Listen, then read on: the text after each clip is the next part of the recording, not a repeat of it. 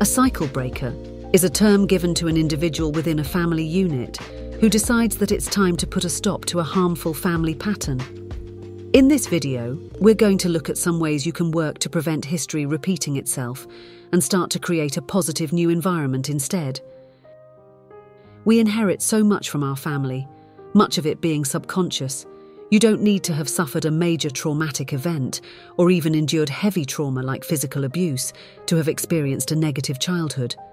Harmful messages, emotional neglect, and toxic practices come in many different forms. Some we may not even recognize. Destructive behaviors, thought patterns, and mental illness quietly pass from one generation to the next, unless intentional steps are taken to break the cycle and replace the toxic patterns with healthy practices. This is where you come in.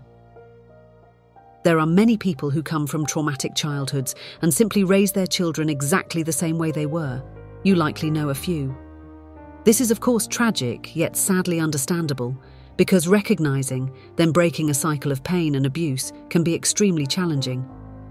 Thankfully, the way your family has behaved and the choices they have made are not an eternal sentence of doom on your life. They do not define you. You are not destined to become an alcoholic. You can make smarter financial choices, and you aren't stuck being an angry mother or an aggressive husband. You can break this cycle. People are increasingly on a mission to change the narrative of their lives, to tackle the mental health issues and toxicity that run through our family lines. Many of us are working hard, doing everything we can to give our kids a childhood markedly different than our own. Here are some ways you can work towards a generational change for your family. 1. Committing to therapy and personal development. It may sound cliché, but therapy can be incredibly effective to help break down blocks and patterns that keep you stuck in familial loops. Investing in yourself, your mental health, and your family's well-being should be an ongoing priority. 2. Learning how to set healthy boundaries.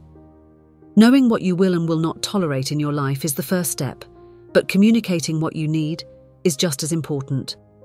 The art of boundary setting requires mindful, skillful communication and respect. We need to be clear about our expectations of ourselves and others, and what we are and aren't comfortable with in specific situations. This should be expressed with assertiveness and clarity, while remembering that boundaries are a two-way street and to respect the boundaries that others set as well. 3.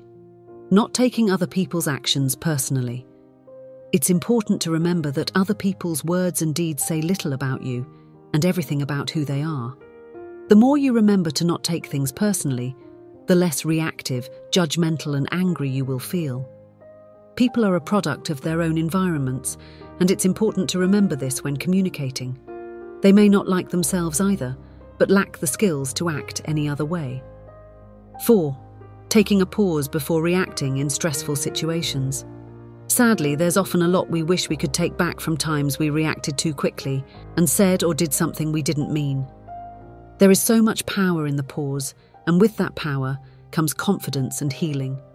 When you feel your blood pressure spike, it's time to take a time out and instead be curious for a minute. Walk outside or go to your room for a breather and calm down. Forget about what your child or partner may be doing. Focus on what's happening in you and ask the question, what's going on here? Why is this so out of proportion? 5. Being kind and loving to yourself and releasing the need to people please. You are your best when you care for yourself fully and completely. When you show up to life from a healed and happy place, you will really begin to notice powerful familial shifts. I think we can all agree parenting can be damn hard at times, even with good psycho-emotional tools, so naturally it may feel impossible some days. But you've got this and you're not alone. Keep choosing change. When you feel weary, and there will be those days, remember this. The rewards for your efforts to break the cycle of abuse are vast and far-reaching. You are protecting your own family, but your efforts also positively impact society as a whole. Raising kids with minimal damage is an incredible gift to the future of the world.